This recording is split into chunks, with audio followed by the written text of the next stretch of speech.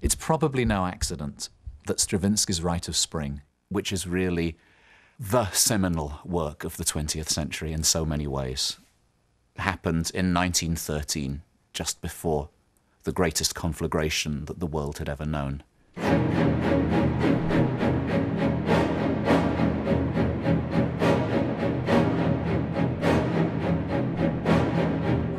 Stravinsky talked of trying to recapture the violence, this sense of the earth cracking open that he witnessed every spring in Russia. But on a deeper level, it's a musical metaphor for the vessel of an exhausted era cracking open.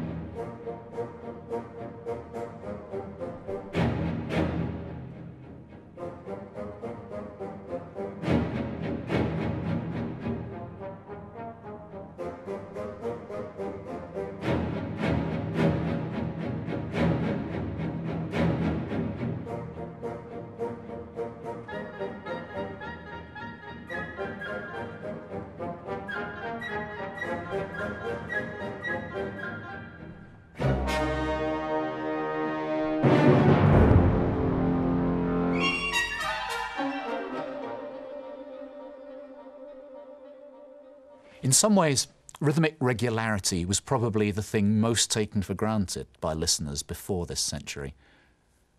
Our ears have become used to hearing patterns repeated over and over again, providing the underpinning for all the melodies and harmonies of music we know well. It's a little like the metal framework of a large building. Once the plaster and paint are on, we forget it's there at all. But take that framework away, and the whole building falls down. Now, what Stravinsky did in the Rite of Spring was not to take away the underpinning, but to remove any sense of predictable repetition.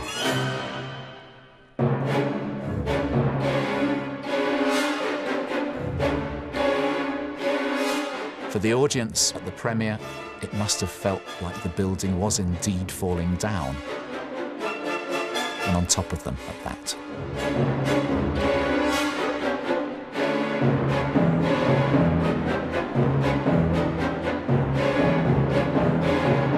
Rhythm in Western music before this century was usually written in either duple or triple meter.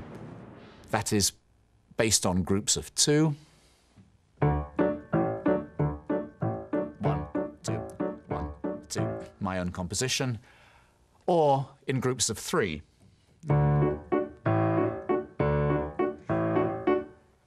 The repeated groups of 2 or 3 kept music ticking along. But one thing the Rite of Spring never does is just tick along. It jumps, it leaps, it hiccups, and it stamps.